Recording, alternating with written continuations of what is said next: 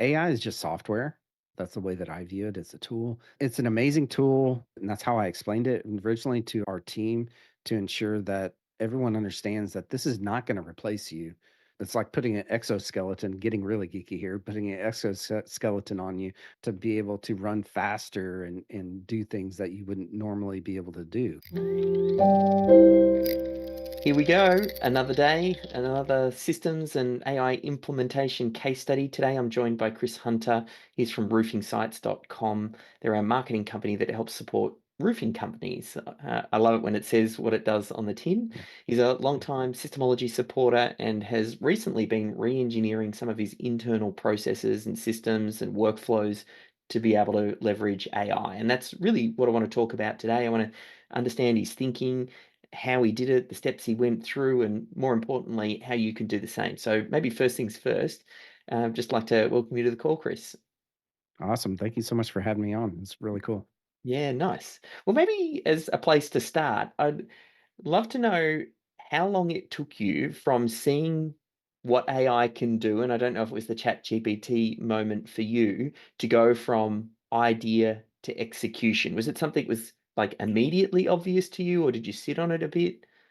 Yeah, so that's a good question. We first started using AI. The first time I kind of came across it was I had come across Jarvis, right? Was the name of Mm, the tool way back in the day, and that was because it helped us with content, right? And it helped us be able to create really good content, much better than sometimes than what our writers was creating, you know and it helped us create all sorts of things like email campaigns and all those types of things. I think that they had to rebrand it at one point from Jarvis to Jasper, I yep. think, but which is what it's known. I think still right now we don't use Jasper anymore, but we did. We were heavy users of that for a while. Um, Chat GPT, got released. What was that now? 2, 3 years ago, something I like know that. 2 years ago You seems know, God, it ridiculous seems that like it. forever. Yep. But when it was released, that kinda hit our radar, and we started playing around with it, and when I say we, me and my, team, and we do a lot of content for our clients. We have to we're mainly search engine optimization based, and so that revolves a lot around content, and we do some social media posts and some other things, but we started playing around with ChatGPT and we were like, okay, well, this is kind of cool. And then when they started releasing some of the more advanced types things, is that's when we really started leaning more heavily into ChatGPT specifically. Okay. Mhm. When they released custom GPTs, that really made me sit up and go, huh, what can we do here? How can Yeah. we and so basically, I started with one, custom GPT that I created specifically for the blog articles, right? And creating blog articles that were lengthy in nature, that weren't robotic sounding, was kind of the goal. And so I created it, let my team have it, and they loved it, Yeah. and we're, started using it quite a bit. Then I started listening to them and, in our level 10 meetings, and that's EOS type speak there, right? But in our meetings, in our weekly meetings, I started listening. Okay, well, what else can we create, right? What else can we Yeah. do with this? And what other problems can we solve? And so we started doing that. And next thing I knew, I'd creating, you know, I just looked at my account, right before this. I've got 18 custom GPTs that we've created, for specific tasks to solve a specific problem. Anything from press releases to social media posts to actual assistants that are customized specifically for us. Like, I was telling you Yeah. earlier that um, I I have a custom GPT that I've created as a personal assistant for myself, so it's trained on me, it's trained on my processes, it's trained on my book, right?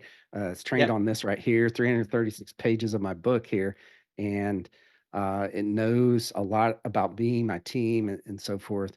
And so I give it specific.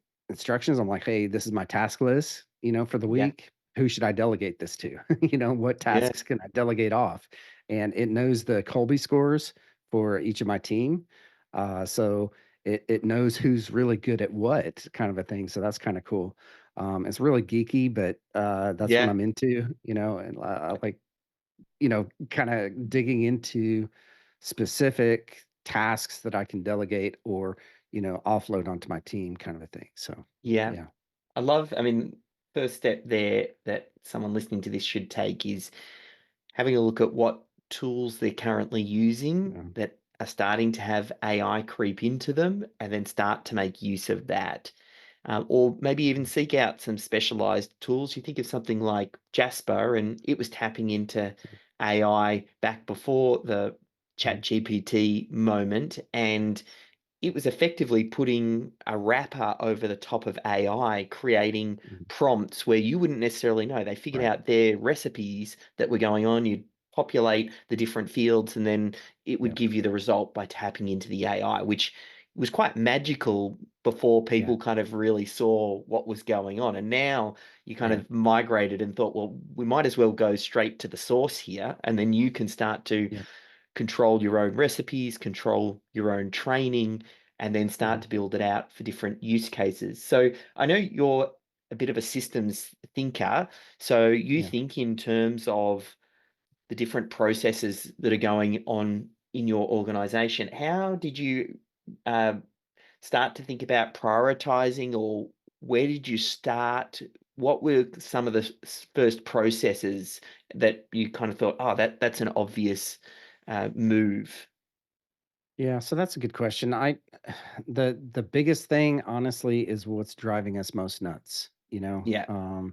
and when we first so we're EOS organization, and we set up in 2018 with EOS. And when we mapped out the whole process and what it's going to look like in 5, 10 years on where we're going, we were going to have like 50 writers and editors, and I just as we did that and hit our big hairy audacious goal, I just started thinking, how in the world are we going to manage 50 people? Right at that time, I think we had four, on the team, Yeah. and maybe five actually, because we had four on the leadership team.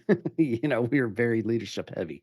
So, um, anyways, the biggest thing with me on any kind of system has been what's driving us most nuts. What do I Yeah. need to offload of me specifically? What do I need to offload of my project manager? What do I need to offload? And think of those things in those kinds of terms. And really, that's according to your book and what I read in your book too. So, yeah, Yeah. It's definitely the first step in moving to AI is getting very clear on what the core processes are, how yeah, you're currently doing what you're doing, because that ends mhm, up becoming the programming for the machines anyway. And then you look right, at re-engineering and taking off certain chunks and say, oh, okay, well, that whole step mhm, now we can replace it with a prompt and go right, draft it up over here using our custom GPT. And then the writer or whomever can step in and do the polish. And, we just saved 80% of that team member's time. So I right, think that idea of identifying the processes and what's going on, and then thinking about where the pain is, and then yeah, thinking, well, let's go to work on that and see how AI can mhm, help you sort of go faster, cheaper, better. I know you touched on earlier. I'd love to dig into a little bit more with yeah, an actual use case. Let's say the blog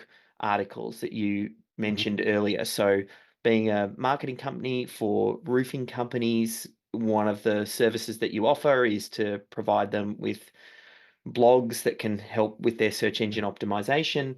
So that's obviously a big chunk of what it is that you do. Is that something like when you went through the systemology process and thinking about systems, had you actually documented out a process that the team oh was yeah. following pre Mhm. applying AI?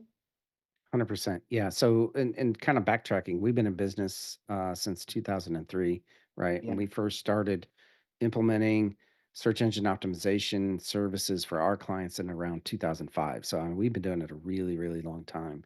And I'd like to say, yeah, we do have it systemized.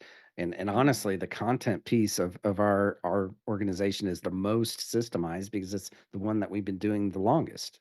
Yep. So we had SOPs, we had tasks, we had checklists, we had all of these things lined out. Everyone was trained on exactly what to do for those things. So implementing it in with AI was just simply, okay, well, what task can I pull out, you know?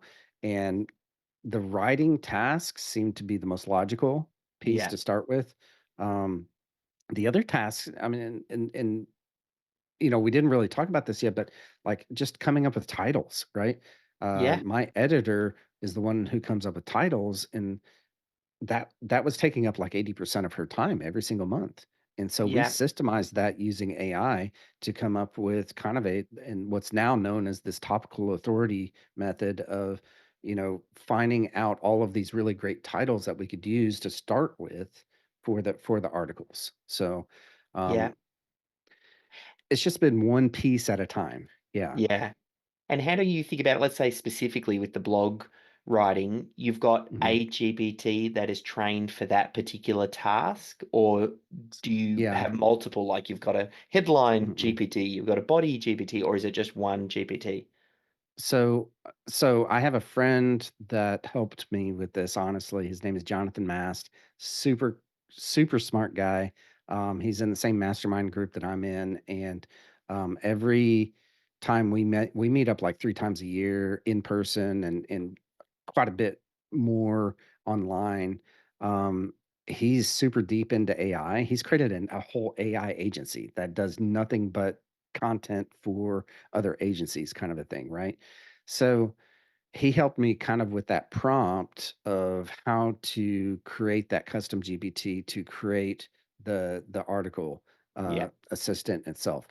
I then took that assistant, well, that sorry, that I'm using the wrong terminology, the custom GPT, and created in the OpenAI backend, Hmm. right, in the API area, an assistant, right? And now my programmers tied that in with our software that we use to manage our entire business that we've created over the past 10 Yeah. years now to to help with that entire process. So it's literally almost like Jasper inside of our Your own own yeah. software, right? Yeah. And it's able to, generate the articles, generate the titles, well, titles first, then the article, and then we have editors and they go through and edit it, but I think we're down to like 5 minutes per article, right? That we're Yeah. editing. So it's this time savings is just massive, just absolutely massive. How And long would an article pre-AI take you? So so we paid our writer per article, Yeah. it was like, every single article that she wrote, and she's been with us like 15 years. Um, and by the way, we trained the AI on all of her articles that she's written over the past 15 years. So there was like 15,000 articles or something ridiculous like that that she had written. Um, but that was a per article thing that she was, Mm. charging us. Our editor, on the other hand, right, was spending probably an hour to 2 hours editing, Yep. and I think that's just because of her process of what she does, on in making sure that the facts are checked, that what we're publishing is actually factual, that it reads correct. So now going from maybe a 10-minute per article process, Yeah. and I've elevated our writer now to, a content manager is what we're calling her, right? And so last time I checked, it was about 10 minutes per article that they're spending on those things. So Yeah. massive, massive difference. Oh, hey, I know you're tuned in right now, so I'll keep this super quick, but you like awesome YouTube videos, don't you? Well, there's not really that many YouTube channels that create great content about how to systemize your small business. So I want to make sure that you catch every video that I publish. So if you haven't already, firstly, give this video the thumbs up and then go ahead and subscribe to my channel. You can even hit the bell notification to make sure that you're the first to know when I publish anything. So go ahead, do it right now. I'll wait a sec, and then I'll transfer you back to the video. Yeah, and that's going for a couple of hours, and then if we And I multiply, think or an hour, yeah, yeah, so we're kind of talking, 1/6 the time or something like that, and mhm, then multiply that out across all of the articles that you're writing, yeah, and then that pretty much drops it's massive. straight to the Yeah, bottom line. absolutely. And more importantly, it allows us to scale because that was the one piece as we were looking to scale that is not scalable in agencies, right? And until AI came out, it's not really available. I mean, it Yeah, just you just have to hire more writers, train them, and manage them, and the management piece is the hardest of them yeah, all. But and now it costs us literally dollars per article. Maybe less than that. Honestly, I haven't looked at the cost yeah, savings. I do know that it costs us about in the open AI and about 12 to 15 cents per article, right? yeah. When you're paying the API fees. So And then prior, like, it's probably might be hard, even if you kind of ballpark it, writing mhm. it before and with the editor, do you have a ballpark how much an article was costing you? Yeah, so it was costing us about $50 per article, roughly, Yeah, around that range, and then we would charge $150, per yeah. article. Um, And then cost now, like, you probably, Negligible. I mean, yeah, it's ridiculously low. yeah, And those two people, the editor and the content manager, right, yeah, can I mean, we can easily handle 1,000 clients, I think, with those two people. yeah, yeah. So, I mean, there's a couple of things you mentioned there, and I think it's important to pull them out, the steps. Like, you got very clear on the process, like, Mhm, systemology, thinking critical client flow, departments, core mhm, process, great. Now, where's the pain? Okay, well, let's go in on those, and what are high volume, high frequency, where savings can be gained. Okay, well, let's mhm, re-engineer that and then start off at the moment. When you start off, it's a custom GPT and you're manually doing it and loading it in. And then you've gone the step beyond that, which is then, mhm. well, now let's have a custom coded solution on our different prompts that's tailored specifically for our use case that now Yeah. becomes part of your 11 herbs and secret spices. It's the special Mhm. tool. It's something that's proprietary to you guys and now becomes that real competitive advantage. So I think that Yeah. that's key. And then you just multiply this out across all of the different tasks and functions Mhm. and going on in your business. And then Yeah. those efficiency gains just stack and it Absolutely. compounds. Uh, Yeah. and then you have significant impact. So, one question you mentioned about with the writers, and you've got the same writer that's been with you for, um, uh, did we say about 15 15, years? 15 Yeah. years. So, Yeah. Yeah. um, how has the team gone embracing AI? Like, is this something that they were hesitant about? Were they wary, or that they Yeah. were worried that this is going to take their jobs? I'd love some insight on that. Yeah, so and that was never our intention with AI. It was never to replace anybody. It was to use it as a tool to make that person way more efficient, right? Yeah. And by a multiplier of I don't know, probably 50 to 100, right? Kind of efficiency, which is really just amazing when you get down and think about it. But AI is just software. I mean, that's all it is. That's the way that I view it. It's a tool. The way that I explain it to my roofers is that it's like the air hammer is right for putting shingles on a roof versus a regular hammer, a 16-ounce hammer. Um, but it's it's an amazing tool, and that's I think how we should all view it, and that's how I explained it originally to our team to ensure that everyone understands that this is not gonna replace you. This is to augment you. This is to, it's like putting an exoskeleton, getting really geeky here, putting an exoskeleton on you, right? To be able to run faster and do things that you wouldn't normally be able to do. Um, and that's the way that I view it.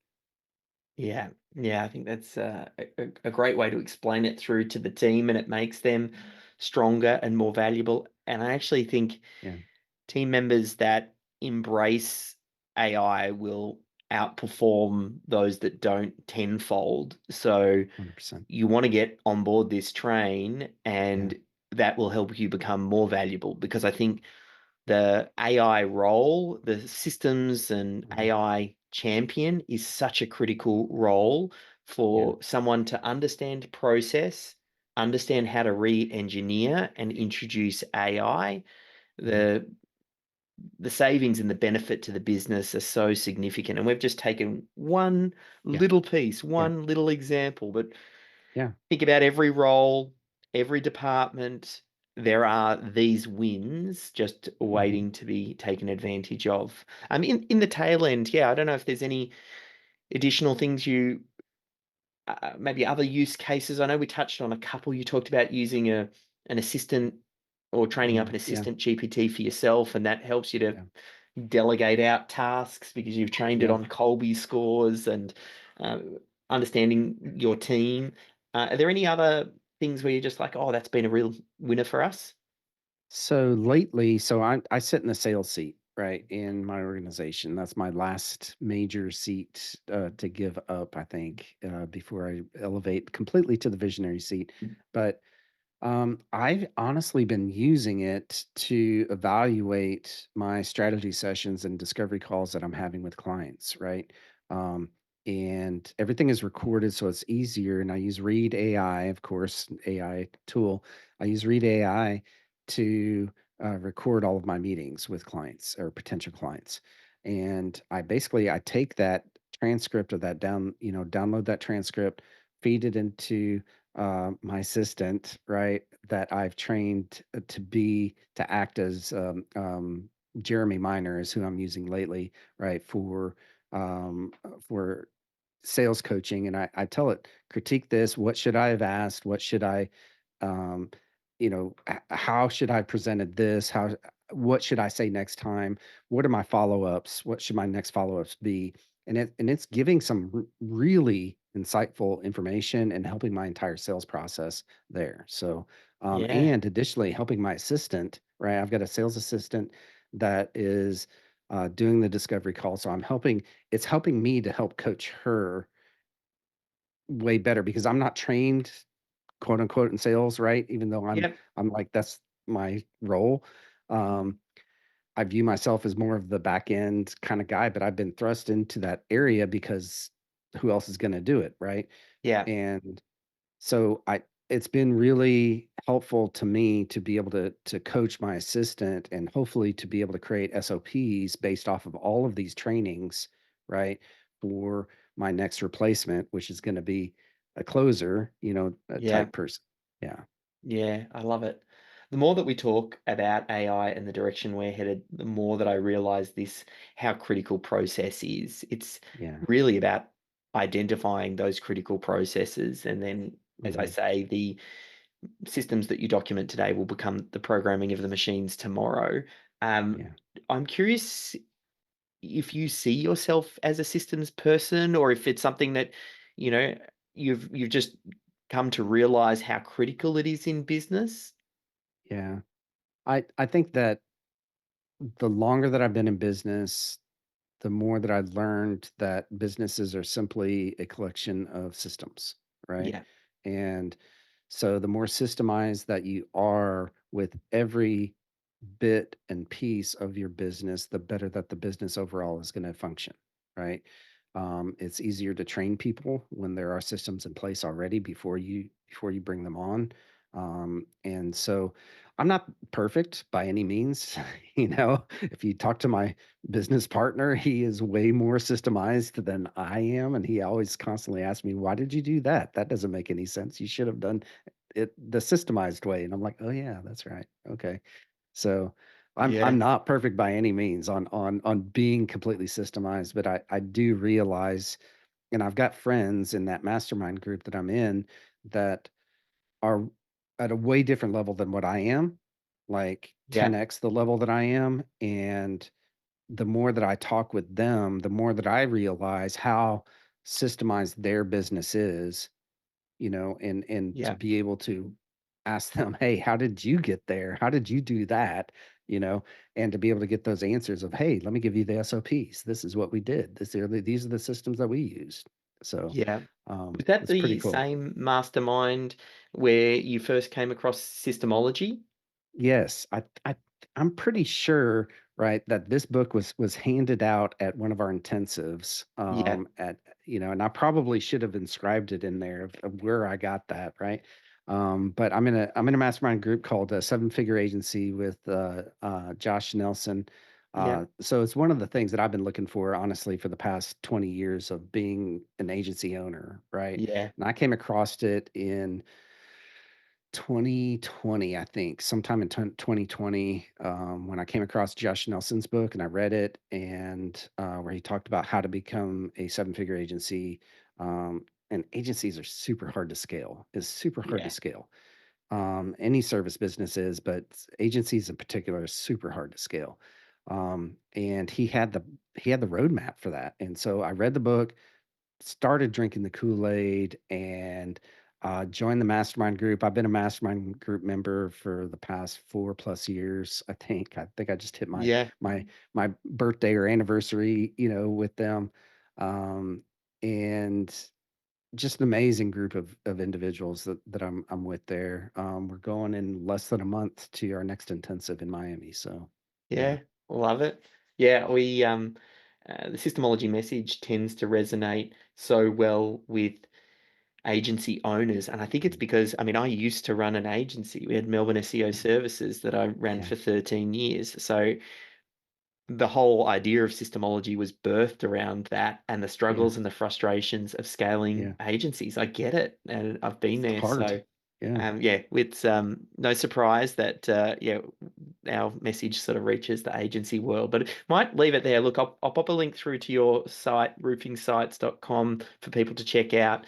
As I said, I just appreciate you hopping on and sharing some key insights and strategies on how you're leveraging AI. Hopefully, it's inspired other business owners to do the same. Thanks so much for having me on,